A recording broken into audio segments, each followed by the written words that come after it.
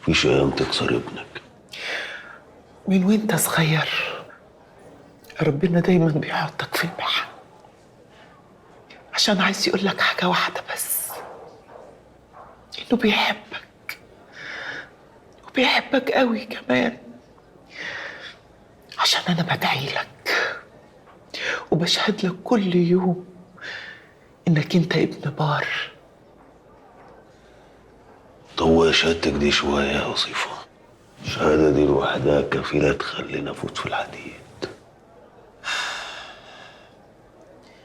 أنا شفت كتير وعدى عليا ياما. عبد الجواد أبوك الله يرحمه كان أقوى إنسان شفته في حياتي. كان ودد، عمره ما نزل راسه ولا انحنى ولا اشتكى. عارف يا جعفر، انت الوحيد اللي شفته في حياتي اقوى من عبد الجواد. بس عبد الجواد ما كانش في حنيتك، انت احن يا ولد.